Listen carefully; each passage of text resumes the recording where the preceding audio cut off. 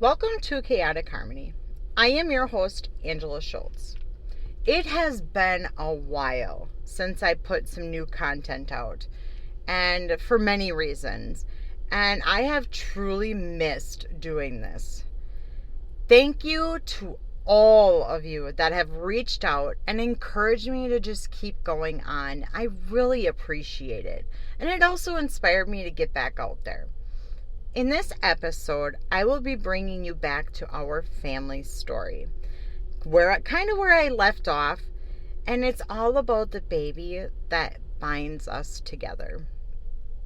Shortly after Tony decided he liked it, so he needed to put a ring on it, we decided to move yet again. Now, the house that I say built us was just enough for us at that time, but not what we wanted for our family in the long run. We needed more living space, definitely. More freedom for the children and us, I guess, and more country air. Listen, I am a farmer's daughter. I grew up smelling cow manure while I was eating my breakfast. I needed that back in my life. The country air, I should say. Not so much the cow shit part. I wanted our children to have that country lifestyle living.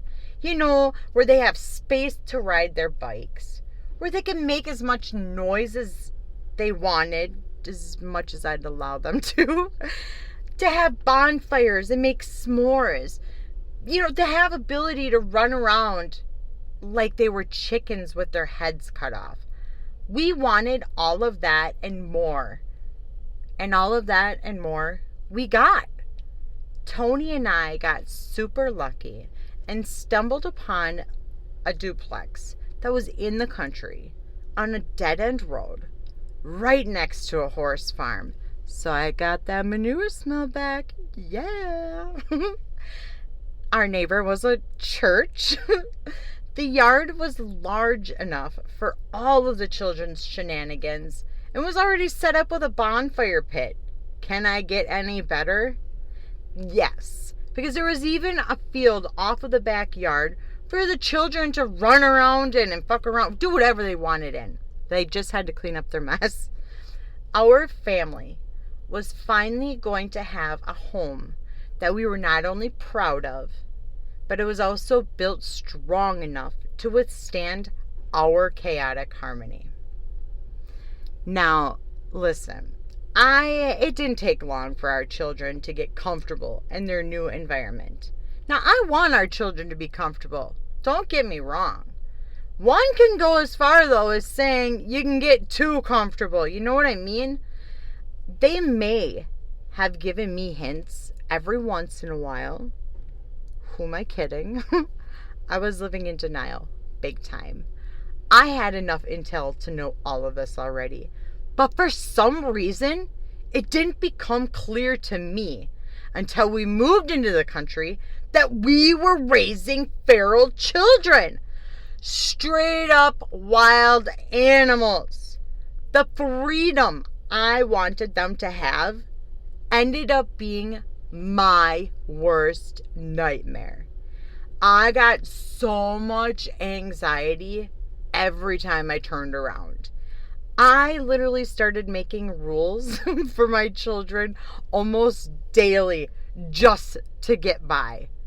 Now, did any of my rules really help? Nope, not really. But they made me feel like I had some sort of control, and honestly, that is all I needed in order to keep some sort of my sanity intact, for the most part. My rules started off pretty basic, I'd like to say. Like most, normal families, I would imagine. I don't know, I'm not normal, but hear me out. I would imagine them to be respectful. Keep your hands to yourself. Be kind. You know, that kind of stuff. Thing is, we aren't any normal family. And our children, we're fucking feral. So those basic rules of be kind, blah, blah, weren't going to cut it for us. No, I had to make very specific rules because certain situations required it. I'm going to give you a few examples. Okay? All of a sudden we start having all these kittens under our porch or in our on our deck and all that. Where the hell are these kittens come from? Next thing you know, I had to make the rule, don't steal kittens from our neighbor's house and hide them in our yard because you think they're cute. I'm not feeding these kittens and I don't want more kittens. Get them out.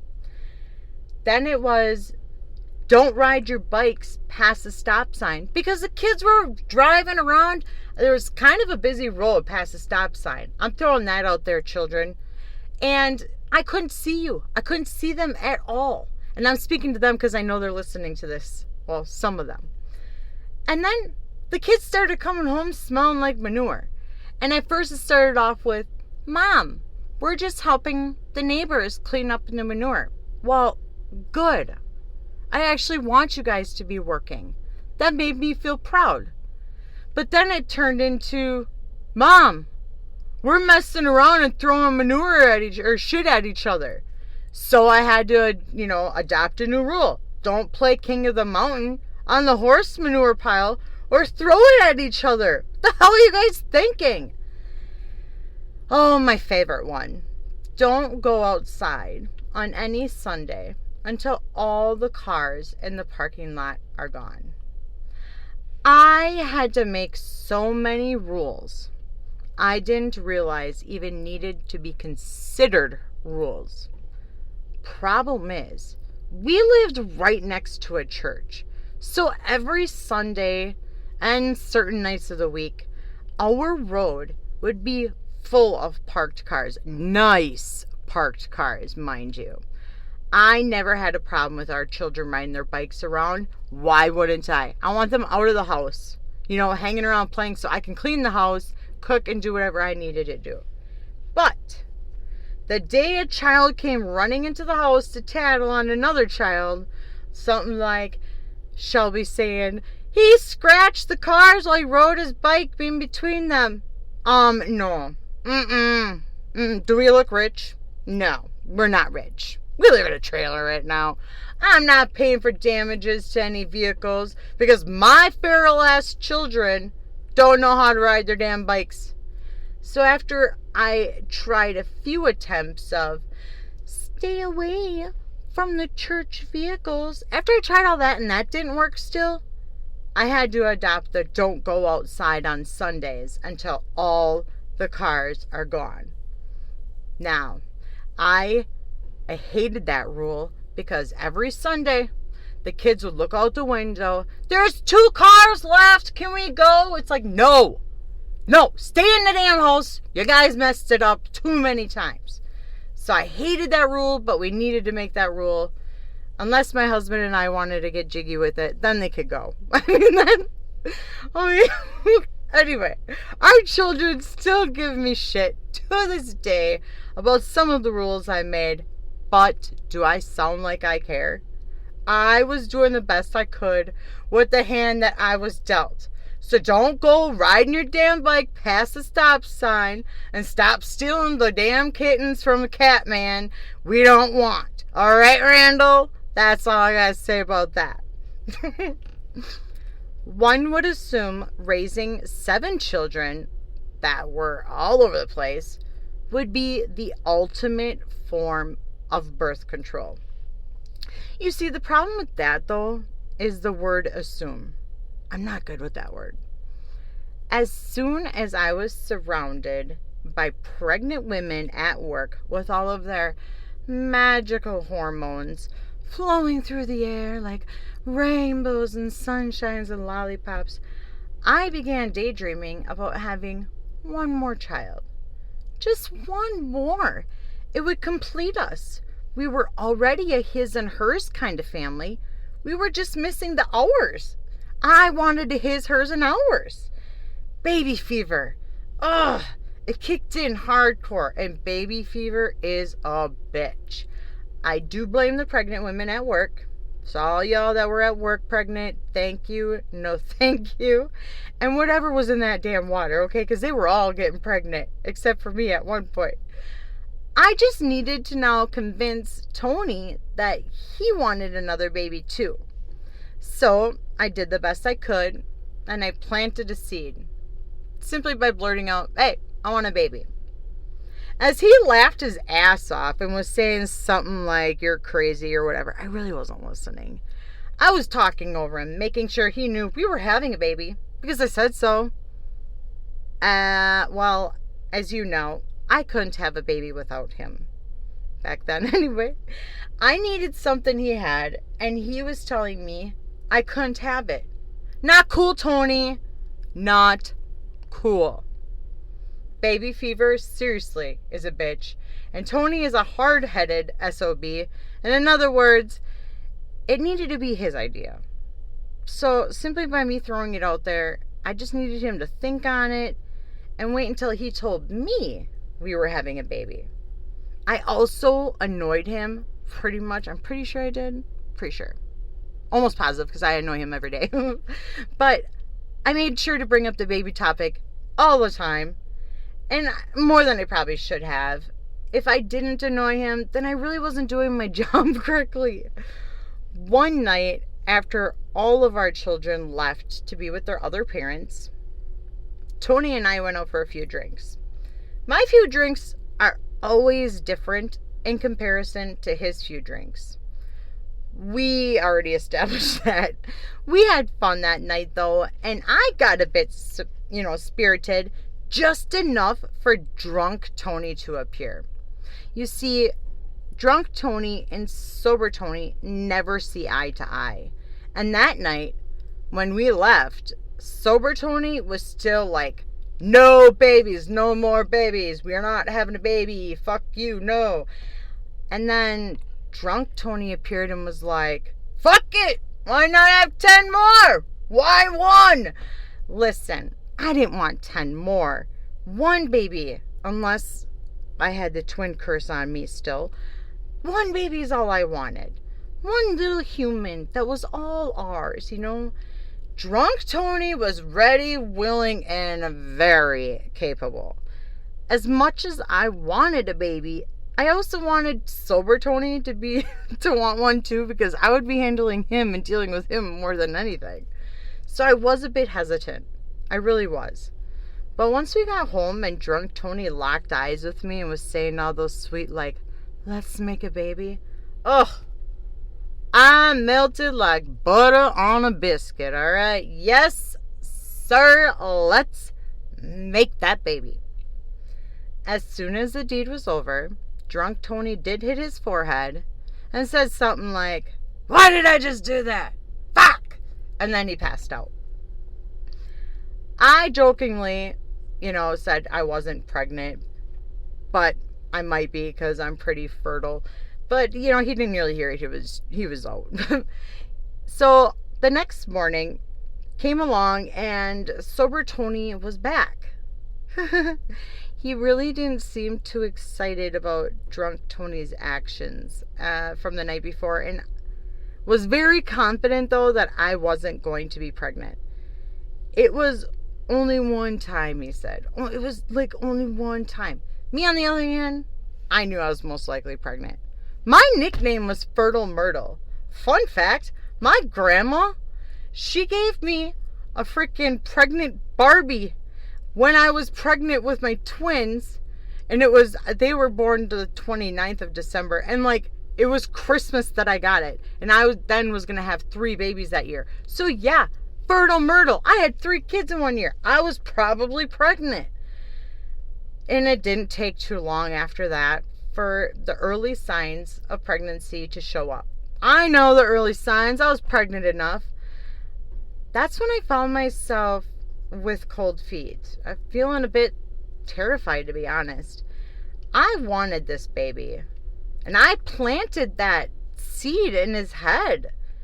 But once I saw his response after, the deed was over, I realized, I probably wanted it more than him. He was scared shitless for the idea. And I almost felt like I trapped him, and in a way I did, because I knew he was drunk that night. So I should have said no. But he's hard to say no to with those eyes and all those sweet words. I decided to go to the doctor to get a checkup just to see if I really was or not before I said anything. And, all the tests came back normal. However, congratulations, you are pregnant. I already knew that. Now, what was I going to do? I wanted the baby for us so badly. It was now baking away in my oven. And I was so afraid to tell Tony. He was worried about the finances, space, lack of support, like a babysitter and all that. Literally everything you should be worried about. And I should have been worried about. But I knew that time wouldn't change any of those circumstances, honestly. So what was one more? And plus my grandma would always look at me and say, you should have 5 more. But of course she would only say that when one of our children did something stupid or was acting out. But I like to assume she wanted us to have 5 more. But literally I only wanted 1.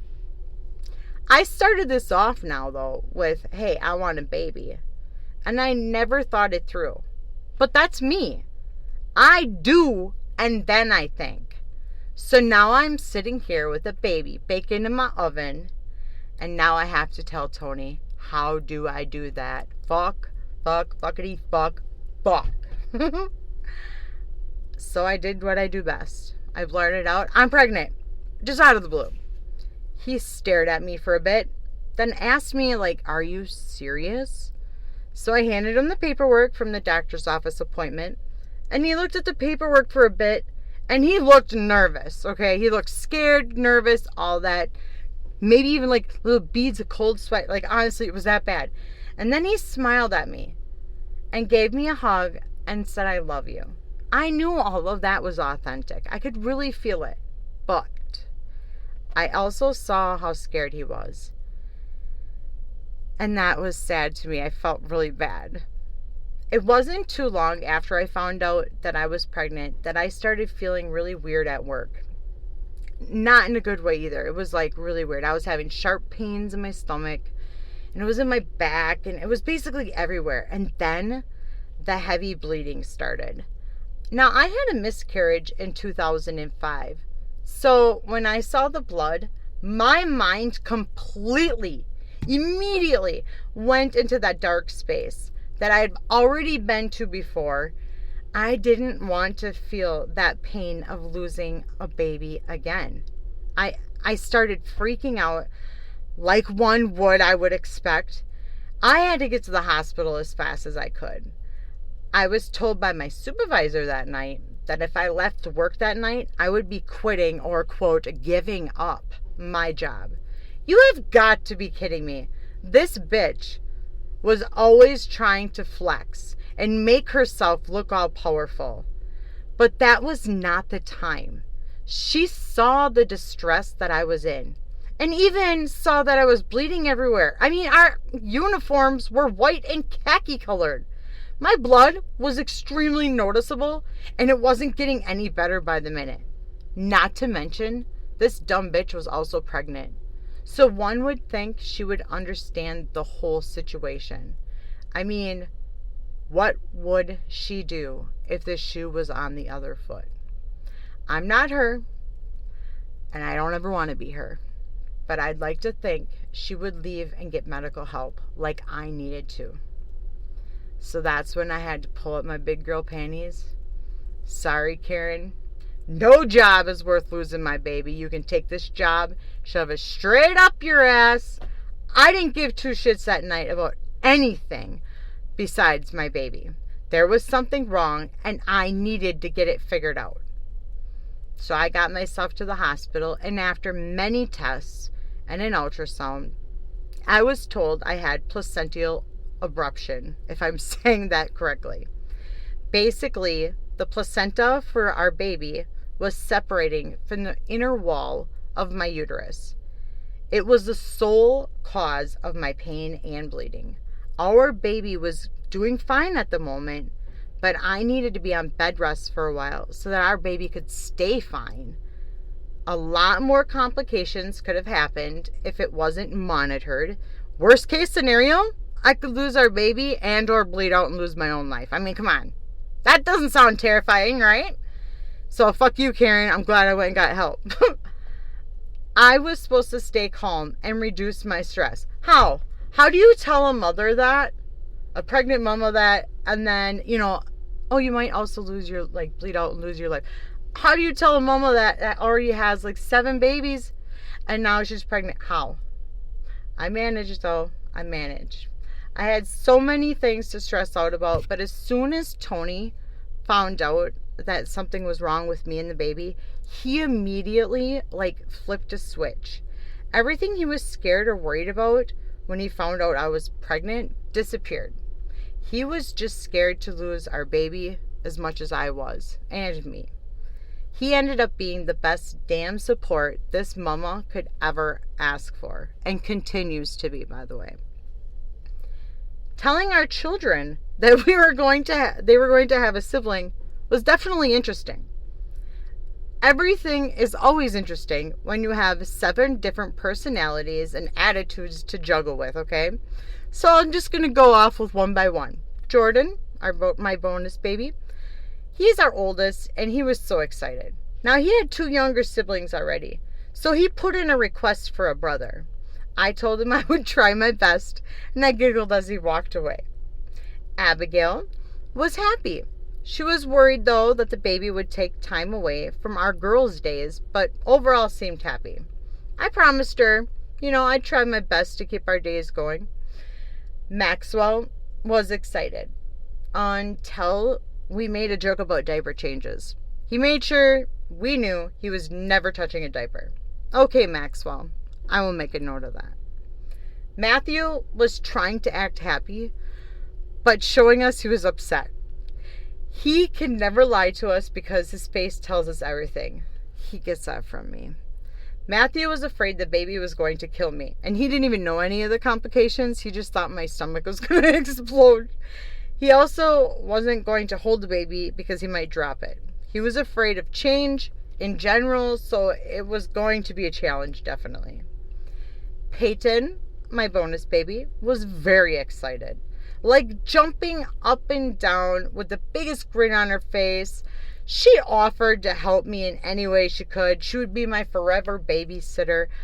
I could say she more or less begged us for the help, but whatever. Garrett was fine with it. I only say it like that because when I said, hey, I'm pregnant, he said, cool, and then walked out of the room.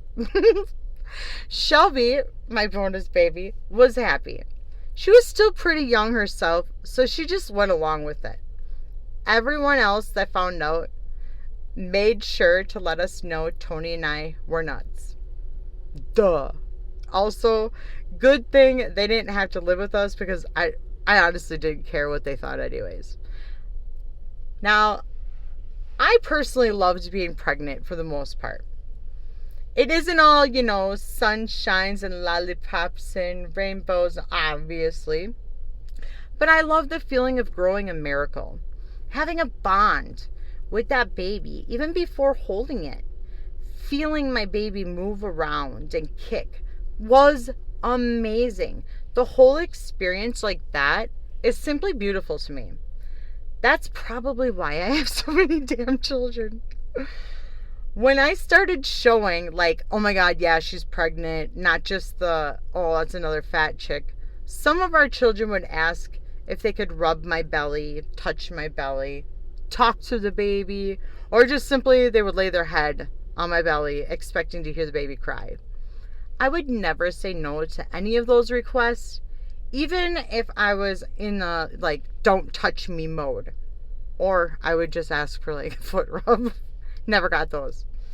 I wanted the children, though, to be excited and feel like they were a part of everything, because that was my one worry.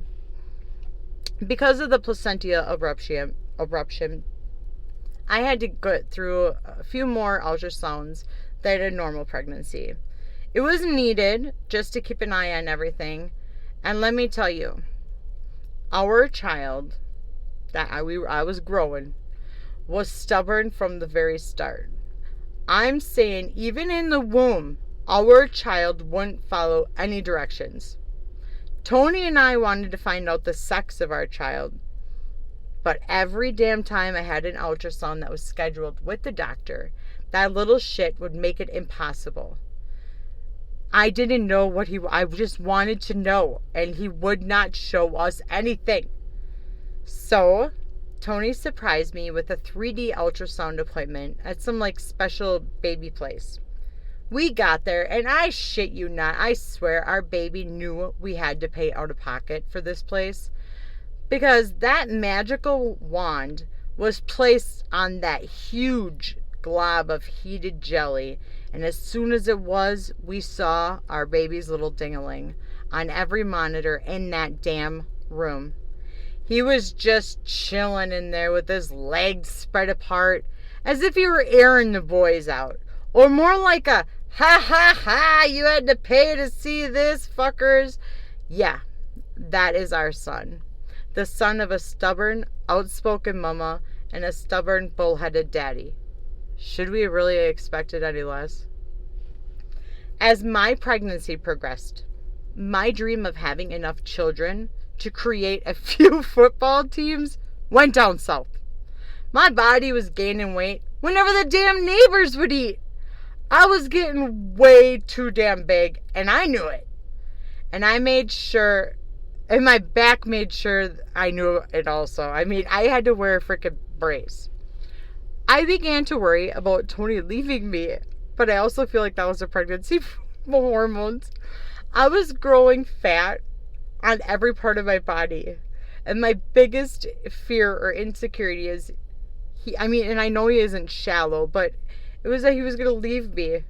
And also it didn't help that every time that he attempted to have sex with, I would attempt to have sex with him, he would stop it. And I would ask him why, because honestly, in my head, it was, oh, it's because I'm fat.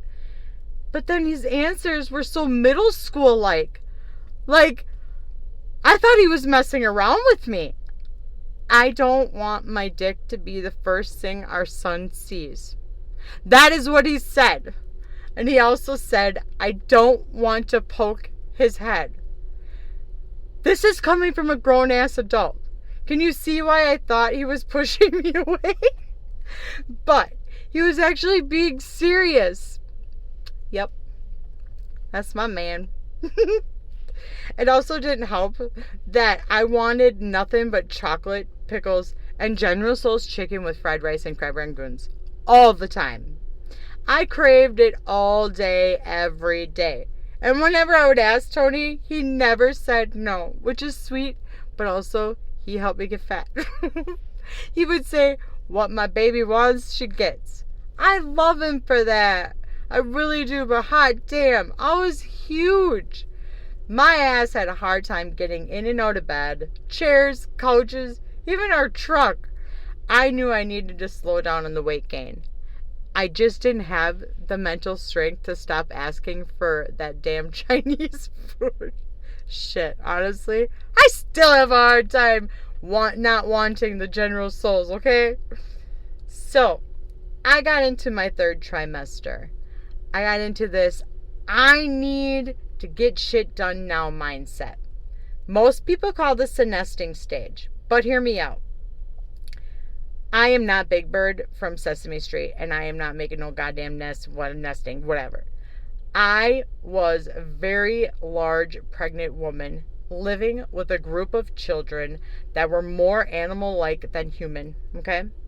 I have always been a bit of a clean freak, maybe a little OCD, when it came to what my house looked like anyway. This pregnancy just intensified that drive in me. And I feel bad for everyone that lived with me during that time. I swear, I really do. I do feel bad. Sorry, guys. My poor children got yelled at for doing a simple puzzle. A puzzle on the table or on the ground. All because I wouldn't say, hey, it made our house look bad. I would like to think I am more relaxed on all that now. You can ask my grandbabies. They come here, and it only takes them maybe a minute, maybe less, to take all of their toys and throw them everywhere, and I'm giving them more things to mess around with. And my kids are looking at me like, what? You never let me do this. Yeah, Randall, I didn't. Because you ain't my grandbaby. My grandbabies get what they want. Just saying. I knew I wasn't making life easy on my children when I was pregnant, so I thought I would do something special for them. Or better yet, for me, I should say. But like my husband always says, there I was, thinking again. And he ain't wrong this time. I thought it would be a great idea to put him in a wrestling program that would take all of their energy that they had, built in them and put it to good use.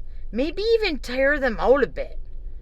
As they practice for an hour each week, I would be able to sit back and watch them and relax with zero interruptions. I was in my 3rd trimester, hear me out. I needed that. What I didn't think through was all of the wrestling moves that they were learning, they were bringing home with them. Yeah. Should have thought that out. I would be finishing up supper for these sweet babies of mine while they're in the living room watching cartoons. And then all of a sudden, seconds later, they're in the living room, would magically turn into a WWE match. And I'd have to waddle my ass over there to ring a fake bell just to get them to freaking stop. I have no clue what any of those wrestling moves were or were called, but what I do know is I do have a problem a moment, and this is going to sound bad, but it is. My daughter was the only daughter in that class, and she mastered it. And while I was relaxing and chilling out, I thought I was going to get was the biggest joke ever. I had to get my huge pregnant ass up and attempt to stop the one girl in there, my daughter, to stop her from holding a boy down because everybody else was trying to stop her and she was not done with her move. My sweet little baby girl. I'm going to say that again. My sweet little baby girl broke a little boy's arm and was so damn proud of it. My son, Matthew, would watch the coach as he showed like the whole class a new wrestling move to try. And no matter what they were being shown, the only move that Matthew did was lift his foot up and kick the kid in the balls. I yelled the first time he did it. But it took 3 little boys to get kicked in the balls before the freaking coach stopped him and made him sit by me. 3! My great idea backfired on my ass more than ever. I ended up with a household full of children that were full of energy and had new wrestling moves to try out. FML. Just as the wrestling program wrapped up, our baby, our son, was ready to be born.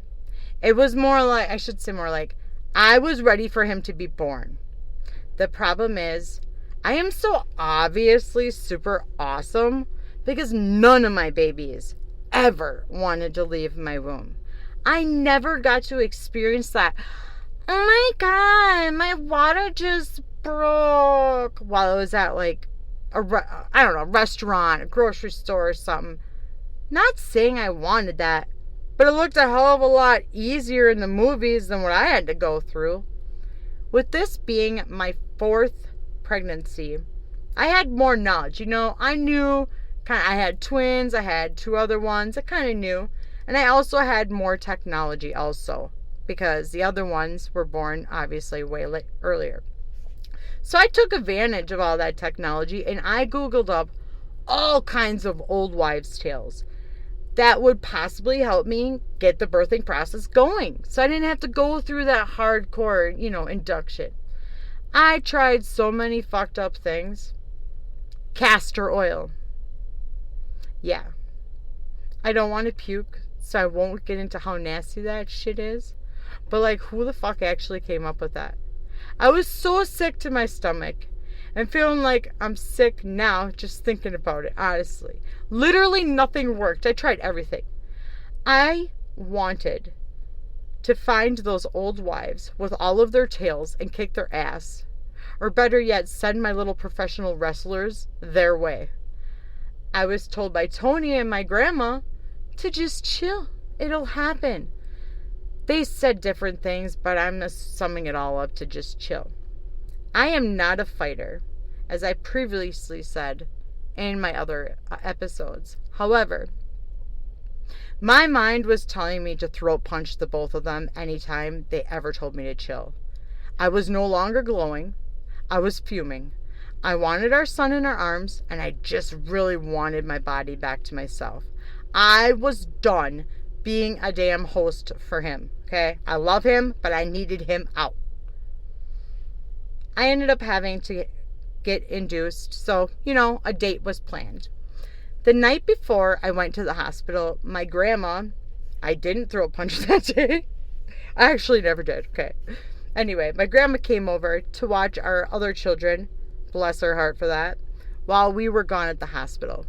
That night, I must have unpacked and repacked our hospital bags way too many times, especially for what I would consider a seasoned labor and delivery mama.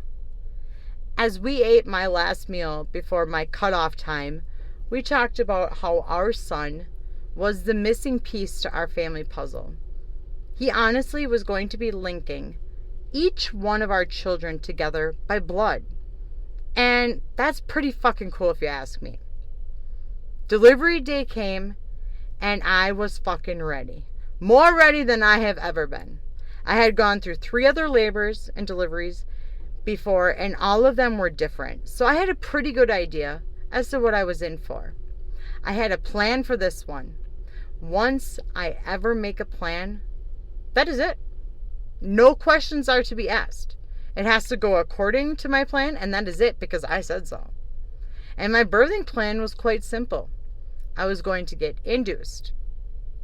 Told them I wanted an epidural, and then I would push them out. Voila! Simple. I got through most of my plan kind of smoothly. For being in labor and all, I should say. Until the epidural that was placed in was rushed due to staff shortages.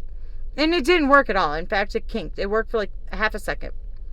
And my son's heart rate started dropping with every contraction I had. And I mean drastically.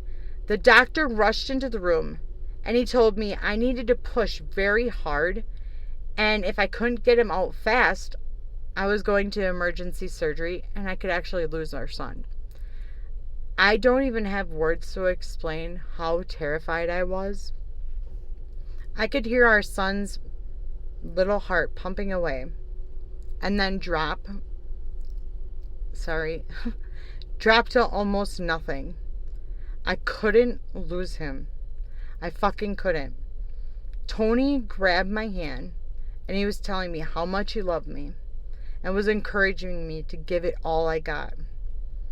The doctor then told me to push, and I could feel that contraction and I could hear our son's heart monitor slowly go down to almost nothing, and I gave it all I had, and I was able to give birth to our son in one push.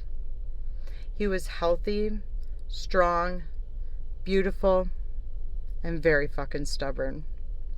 Once he was placed on my chest, I lost it. I knew how lucky I was to have him in our lives. He almost left us in the beginning of my pregnancy, and we could have lost him during my delivery. He was one stubborn little boy. A true fucking Schultz. Colton to this day is just as stubborn, if not more, and can really piss me off at times. I mean, we go into fights. My husband has to split us up, and he's 12 now. But he shares blood with both Tony and I, so I shouldn't be surprised at all. He also grew up with 7 siblings and adopted traits from each and every one of them. Oh, how fun it has been. Fun fact, he's obsessed with General Tso's chicken with fried rice and crab ragout. I might have contributed to that. Who the hell knows? In all reality, though, our family wouldn't be complete without him. So I guess what I'm trying to admit here is he was worth it, and drunk Tony would be lost without his little man. That's all I have for now. Thank you so much for tuning in and listening to me share our family adventures. Stay tuned for more episodes, and while you do that, go out there. Embrace the weird and make normal feel boring. Bye.